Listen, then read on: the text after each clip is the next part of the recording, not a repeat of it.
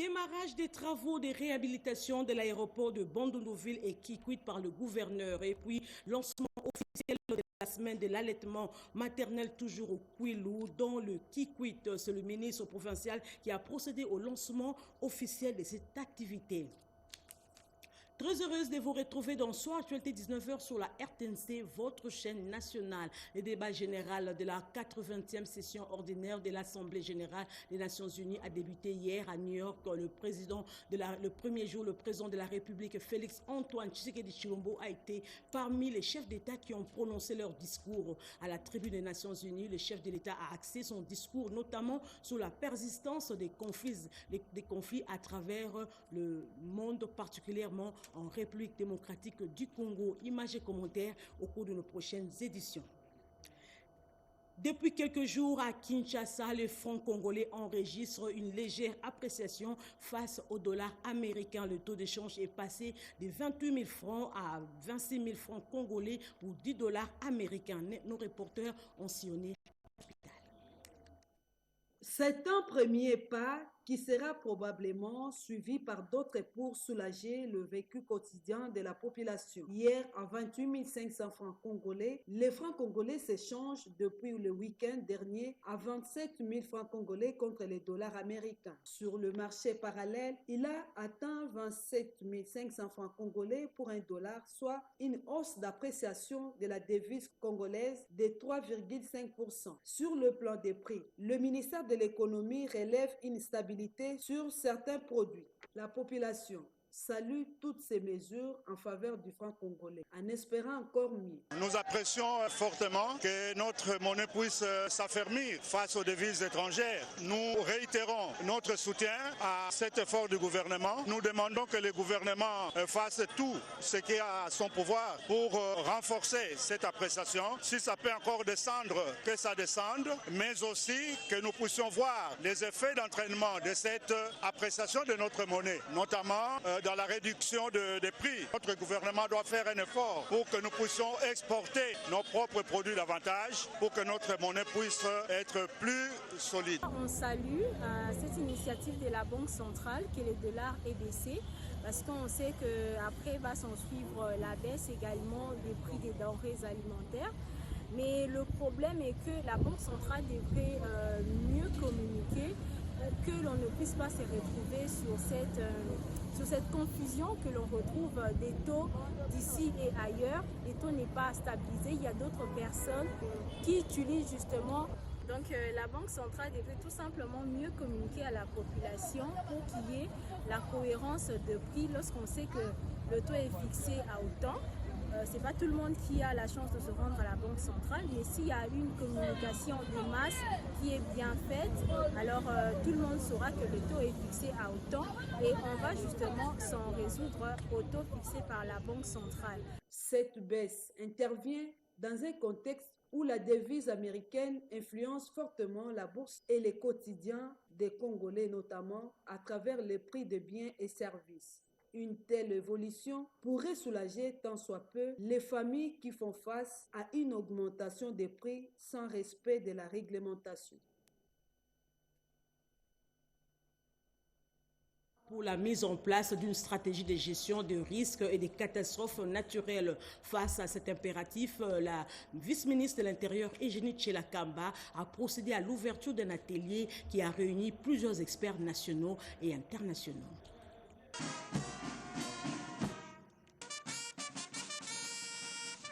Après les honneurs de troupes de la police nationale congolaise, garnison de Kinshasa, rangée dans l'enceinte du Palais du Peuple, due à son rang, la vice-ministre de l'Intérieur, Eugénie Tshilakamba, fait son entrée dans la salle pour le go de l'atelier de validation de la politique nationale de gestion de risques et des catastrophes naturelles. Dans son discours d'ouverture des travaux, la deuxième personnalité de la territoriale a rappelé aux participants la nécessité de soutenir les combats engagé par le président de la République, Félix Antoine Tshisekedi Tshilombo, contre les catastrophes naturelles qui menacent la vie de ses compatriotes avant de les appeler aux réflexions approfondies lors de ces assises. Notre gouvernement a inscrit la gestion des risques des catastrophes comme une priorité nationale.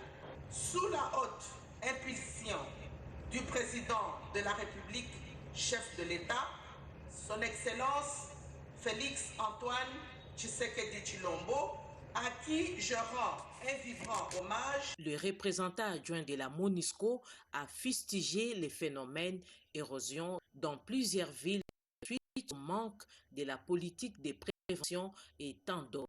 Il a salué la clairvoyance du gouvernement par la mise en place de ce cadre d'échange et de partage d'expérience pour un nouveau départ avec des textes à l'appui. La ministre de l'Intérieur, Nichela, a quitté le palais du. Toujours à Kinshasa, en prélude du lancement de la 8e conférence annuelle des auditeurs venus des autres pays et ceux de l'Institut des auditeurs internes du Congo ont échangé hier leurs expériences, nous dit Gaëtan Magalano.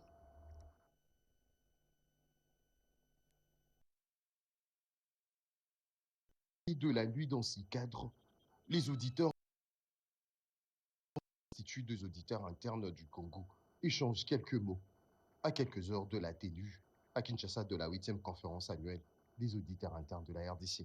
Son président parle d'un partage d'expériences et création d'un réseau avant de présenter la délégation venue des autres pays. Mais c'était juste une soirée pour que nous puissions nous connaître, pour être ensemble et partager ces petits repas pour le début de notre conférence. Évidemment, de l'Ouganda, mais Mme Dorine Moutebe ne représente pas que IA Ouganda. Elle représente aussi l'AFIA, la Fédération des instituts des auditeurs internes, mais au niveau africain. Kinshasa abrite depuis ce mercredi la dite conférence annuelle placée sous le haut patronage du ministère des Finances, avec comme thématique application efficiente et efficace de nouvelles normes d'audit interne, amélioration de performance des institutions du secteur public et organisation du secteur privé en RDC. Je l'ai dit au début de ce journal, le ministre provincial de la Santé a procédé au lancement officiel de la semaine de l'allaitement maternel au Kwilu dans la ville de Kikwit.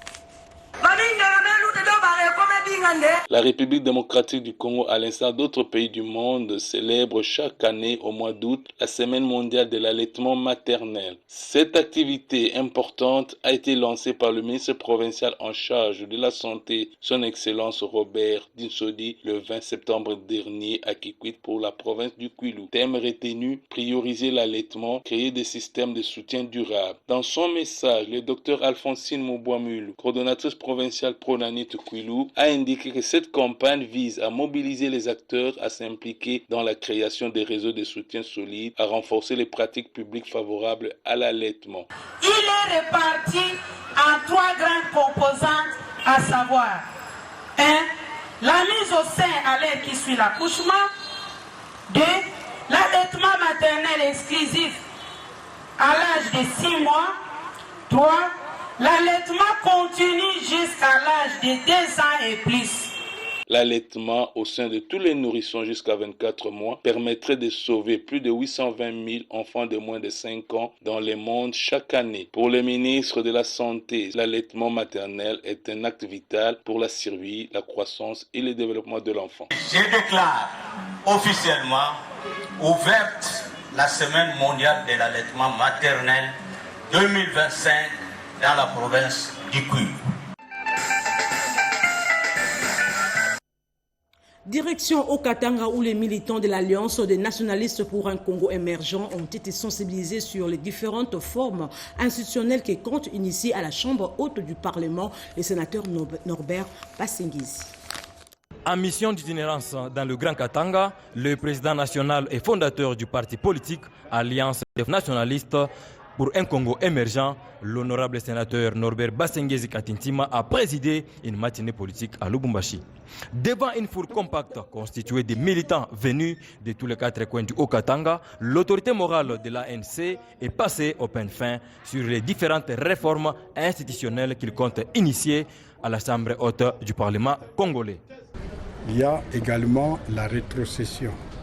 164 15e article de la Constitution. Est-ce que votre province a vraiment 40%? La mienne, est-ce qu'elle a 40%?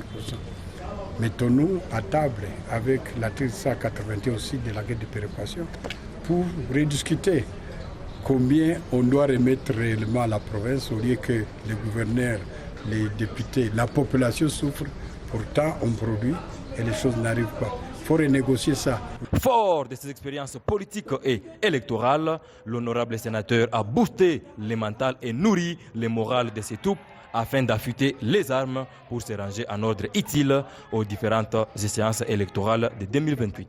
Membre de l'Union sacrée de la Nation et ayant à son sein plus de 20 élus aux différents scrutins de la RDC, l'ANC soutient à 100% les efforts du chef de l'État Félix-Antoine Tshisekedi Tshilombo pour le rétablissement de la paix sur toute l'étendue de la République démocratique du Congo. À Inongo, dans la province du Maïndombe, les autorités provinciales ont renforcé leurs capacités sur les comités provinciaux et locaux de sécurité encadrés par les textes légaux récemment initiés par le vice-premier ministre de l'Intérieur, Jacquemin Chabani. Fifi Mokundi, Vergelin Bola ont signé ces reportages. La province de Maïndombe entre dans une nouvelle ère de gouvernance sécuritaire de proximité. Les autorités territoriales s'approprient les textes légaux encadrant les comités provinciaux et locaux de sécurité. Formation en cours, 9 experts sont mobilisés pour dispenser 7 modules de formation. Au programme, innovation juridique, structure de comités, organisation de réunions, des missions du CPC et CLC. La cérémonie d'ouverture de cette cérémonie a été présidée par le gouverneur de la province du Maïndombe, Nkoso Kevani Lebon, dans la salle du 51e de Serre Immaculée Conception à Inongoville. La province de Maïndombe est honorée par la présence de grandes personnalités venant de Kinshasa pour nous entretenir autour de la gouvernance sécuritaire. Une matière hyper importante pour notre province. Mes remerciements vont également à son Excellence, messieurs les vice-premiers ministres, ministres de l'Intérieur, Sécurité, Décentralisation et Affaires coutumières, pour la matérialisation de la vision du chef de l'État, son Excellence Félix-Antoine Tshisekedi Tshilombo, président de la République, dans le cadre de la gouvernance sécuritaire. Des groupes en formation de 3 jours. D'un côté, les membres du comité provincial de sécurité, gouverneur police, 2 GRM, ANER, justice. De l'autre côté, le comité local de sécurité des villes, communes, territoires, quartiers et villages. L'objectif global de ce séminaire est de contribuer à la restauration et au renforcement de l'autorité de l'État par et à travers l'application effective et cohérente du décret numéro 22/44 du 6 décembre 2022 portant création, organisation et fonctionnement des comités provinciaux et locaux de sécurité et ses mesures d'application que sont les arrêtés signés par son Excellence M. le Vice-Premier ministre le 4 novembre 2024. Maïndombe devient aussi 8e province à rejoindre cette dynamique nationale 7 mois après le lancement de la campagne de vulgarisation. En Équateur, quelques officiers de la police judiciaire près la cour de grandes instances ont prêté serment à Mbandaka. C'était en présence de plusieurs autorités. Mimi Etaka, Fiston Bokoua, nous en disent plus. Plusieurs autorités politico-administratives ont rehaussé de leur présence cette cérémonie organisée par le parquet près le tribunal de grande instance de Mbandaka. Ces 12 agents et cadres de la Direction générale de douane et assises, DGDA Équateur, ont prêté serment en qualité d'officiers de police judiciaire à compétences restreintes devant le procureur de la République, Zachary Ngando Kaleka. Le ministre provincial de la Justice, Donna Itale, représentant du gouverneur de province, a encouragé ses assermentés à servir la République démocratique du Congo et la province de l'Équateur en toute loyauté, en luttant efficacement contre la fraude douanière sous toutes ses formes. Peu avant la remise de brevets, le procureur de la République a prodigué quelques sages conseils aux récipiendaires. Le directeur provincial de la DGDA Équateur, Sabini Moussimbi Bibi, a invité ses assermentés à plus d'assiduité. Je voudrais adresser mes hommages les plus déférents à son Excellence, Monsieur le Président de la République, Félix Antoine Tshisekedi Tshilombo, champion de la masculinité positive. La cérémonie à laquelle nous prenons tous part, elle est l'aboutissement d'un long processus qui a commencé par un rappel adressé par Monsieur le procureur de la République aux responsables de services publics dont les agents sont éligibles à la qualité d'officiers de police judiciaire, de les désigner pour suivre une formation ad hoc. Une séance de photos de famille a sanctionné cette cérémonie. Les activités ont bel et bien repris à Mabanga, en territoire de Djougou, en Ituri. C'est après la conquête de cette agglomération aurifère par les forces armées de la République démocratique du Congo. C'est à la grande satisfaction de la population du coin.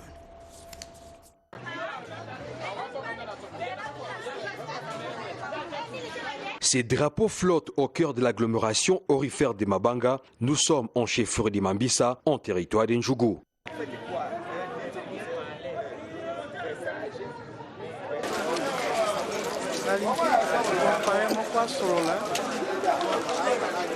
Dans une sérénité hors pair, d'où la réjouissance de cette femme ménagère. Avant on souffrait, mais maintenant ça va. Je demande à ceux qui ont fui de retourner ici, vivre avec ceux qui nous sécurisent.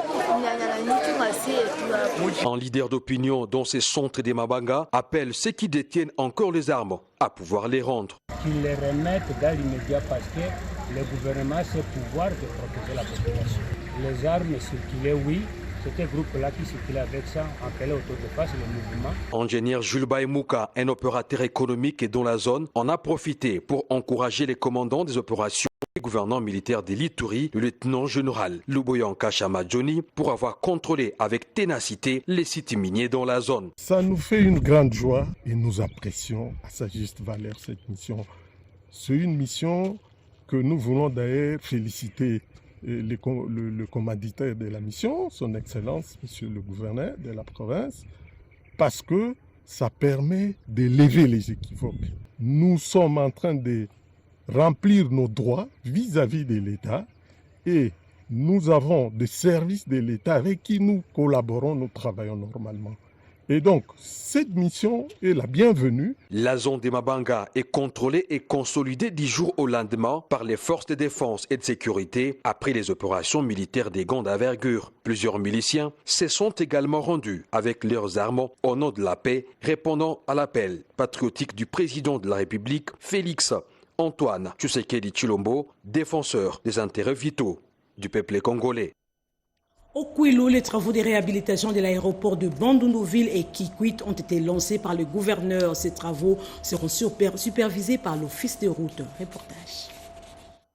Dans le cadre de la modernisation des infrastructures aéroportuaires en République démocratique du Congo, l'Office des routes a entamé les travaux de réhabilitation des aéroports de Kikwit et de Bandundu dans la province du Kwilu. Ces interventions s'inscrivent dans la vision du chef de l'État, président de la République, Félix Antoine Tshisekedi Tshilombo, qui place la modernisation des infrastructures au cœur de sa politique de développement. Les travaux sont réalisés à la suite d'une convention signée entre la Régie des voies aériennes et l'Office des routes, conférant à ces derniers le mandat d'exécuter les travaux de réhabilitation dans les deux aéroports. Selon Michel Miseka Moubake, directeur provincial de l'Office des routes au Kwilu, les travaux sur le site de l'aéroport de Kikwit porteront principalement sur le renforcement des infrastructures existantes, l'équirage des caniveaux et le nettoyage des abords de la piste. La réhabilitation complète pour l'aéroport de Bandundu. Au port national de Bandundu, l'intervention sera beaucoup plus étendue. Elle inclura une réhabilitation totale des infrastructures, la construction de nouveaux ouvrages, la protection et le nettoyage de la piste, ainsi que l'aménagement des zones périphériques. Les travaux sont prévus pour une durée d'un mois selon le calendrier communiqué. Ce projet est présenté comme une volonté politique ferme du chef de l'État, soutenue techniquement par le directeur général de l'Office des routes, le professeur Jano Kikangalangoi. Il s'agit d'un des nombreux projets lancés pour moderniser les infrastructures de transport à travers les pays et désenclaver les provinces. C'est un retour symbolique et très attendu dans la province de la Tchopo avec l'acteur politique Aimé Teza. Ce dernier revient après un séjour de travail à Kinshasa où il a signé la charte de l'Union sacrée de la nation. Nous sommes à l'aéroport international de Bangoka. Il est 18h15 lorsque l'avion de la compagnie CA a atterri. À sa descente, le philanthrope Aimé Teza, fils de la Tchopo et acteur politique, est accueilli chaleureusement par les membres de sa fondation, les cadres de l'Union sacrée Tchopo, ainsi que les jeunes filles qui récitent un poème de bienvenue. Avant même son arrivée, les camarades de Messi, au cadre de l'Union sacrée, exprimaient déjà sa joie d'accueillir un nouveau membre dans leur famille politique. Tous les membres de l'Union sacrée, nous sommes venus l'accueillir et lui présenter nos vives félicitations parce qu'il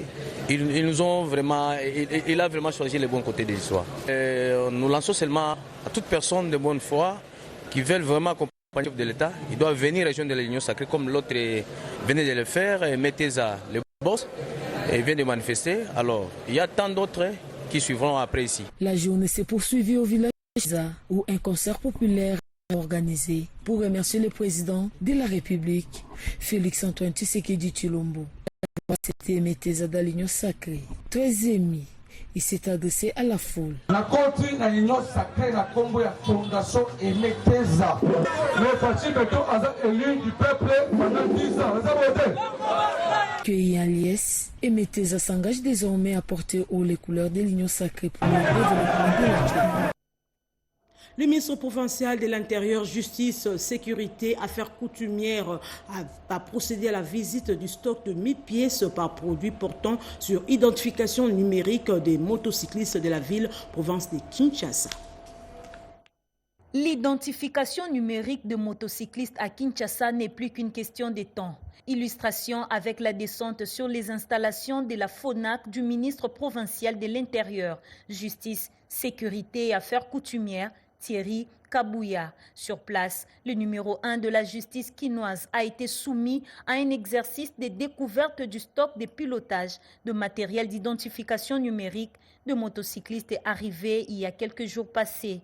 Il s'agit de 1000 pièces par produit, en l'occurrence les casques de protection, des protèges de cou, des genoux, des gants pour la protection, des dispositifs de GPS, des appareils téléphoniques, la caméra pour la capture, la carte avec les codes QR, sans oublier l'empreinte pour l'identification. Le compte rendu du Conseil des ministres le vendredi dernier a fait état justement de cette question.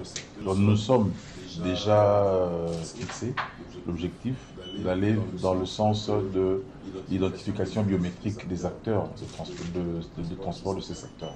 Le ministre a par la suite échangé avec le représentant des associations des motocyclistes du Congo, occasion pour ces derniers de s'exprimer. Nous demandons du calme à nos motocyclistes pour observer ces mesures. Il s'y est de signaler qu'il est prévu incessamment une formation dénommée Moto-École qui portera essentiellement sur l'apprentissage des notions des codes de la route. Coopération, la 6e édition du Salon de l'étudiant congolais sera organisée à Kinshasa du 25 au 26 septembre prochain. Annonce faite par l'ambassade de France à travers Campus France au cours d'un point de presse organisé à la Halle de la Gombe. Nadine Kilosho, Papimbongo ont signé ce reportage. Ce point de presse avait pour objectif d'annoncer officiellement les dates de l'inauguration de 2 projets culturels d'envergure à Kinshasa, l'Institut régional de la mode en Afrique prévu pour le 25 septembre et les lieux de création Planète Jupiter dont l'ouverture est prévue ce mardi 23 septembre 2025. Porté par l'ambassade de France en RDC en partenariat avec Obo Hub. Ces 2 infrastructures culturelles visent à former, inspirer et connecter les talents émergents dans les domaines de la mode et de la musique africaine. Les jeunes qui vont venir travailler sur les métiers de la mode travailleront également sur la rentabilité de leurs projets futurs. Donc ça, c'est bien intégré. Il y a une dimension culturelle forte, mais il y a aussi une dimension économique, opportunité d'emploi. Sur la coopération qu'on a avec le ministère de la formation professionnelle, je veux dire, on a beaucoup d'actions, mais beaucoup plus importantes que celle-ci en termes de volume sur la réhabilitation de tous les réseaux des instituts nationaux de préparation professionnelle. Donc on a des programmes beaucoup plus lourds, beaucoup plus importants, qui touchent l'ensemble du pays. Un nouveau chapitre s'ouvre pour la culture en Afrique francophone. On souhaite accompagner des créateurs dans l'univers de la mode, Planète Jupiter pareil, des créateurs dans l'univers de la musique. Donc on espère que les prochains mois, les prochaines années, on aura l'opportunité aussi de pouvoir créer des espaces dédiés au cinéma. Un signal fort pour la reconnaissance de Kinshasa comme carrefour créatif majeur sur le continent. Au Kasaï, le ministre provincial de l'Agriculture, Jacob Pembe, vient de procéder au lancement officiel des activités des incubateurs dans le territoire de Chikapa avec l'appui du projet Tudienzele en collaboration avec Adam Smith International. Franklin et Claire Kalombo nous ont dit un peu plus. Étaient concernés par cette cérémonie de remise de brevets d'apprentissage, la 13e promotion coupe et couture, la 4e promotion esthétique et la 7e vague auto-école. La formation de ces finalistes a été garantie par la fondation Edi Yeli Molangi. La démarche du vice-gouverneur de la ville de Kinshasa vise la réinsertion socio-professionnelle de la population du district de la Funa.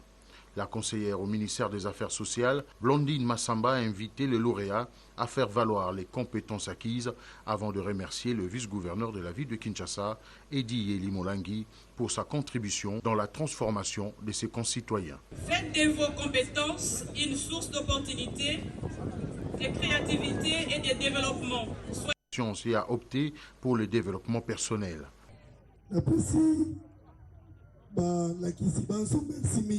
Je remercie tous les formateurs qui ont transmis leur savoir aux apprenants. Occasion pour nous d'inviter le jeune à abandonner le kuluna pour l'apprentissage de métiers afin d'être utile dans la société.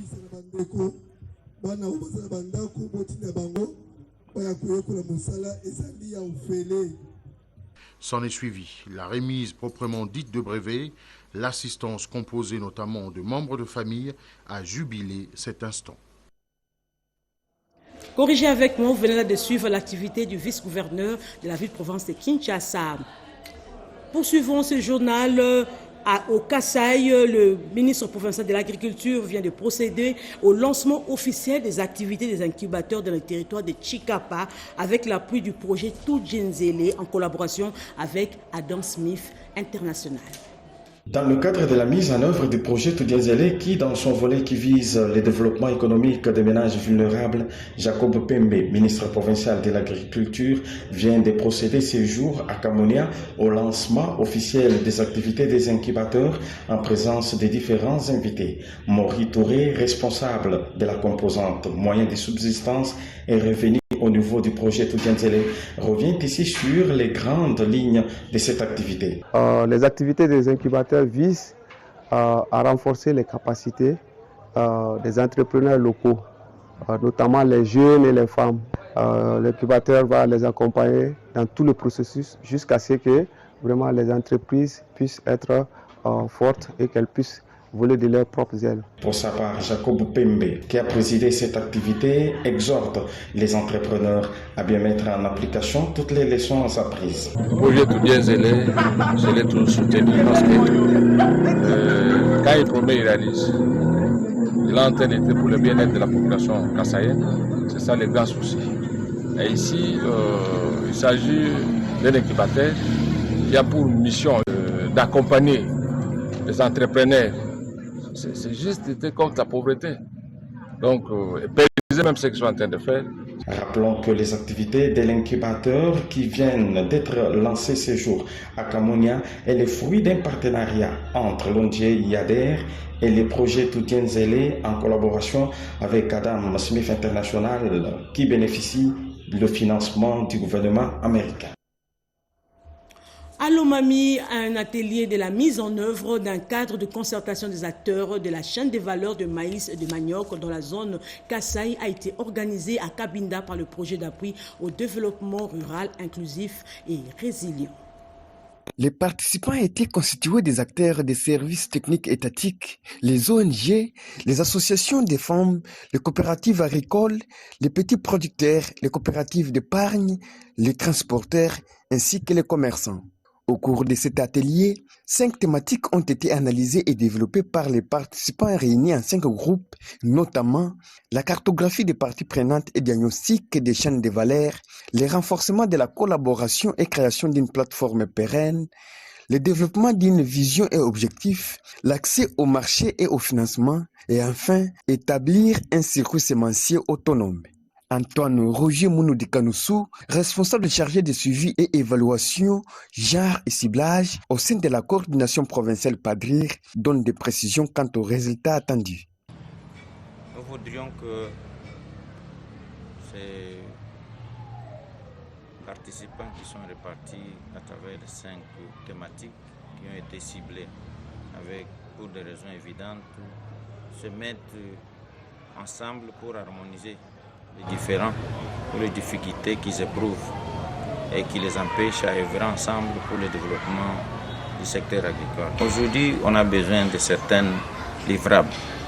C'est notamment une charte qu'ils doivent signer ensemble, à travers laquelle ils se mettent d'accord pour collaborer étroitement en travaillant à l'unisson, de façon qu'au finish, ils puissent développer des partenariats gagnant-gagnant.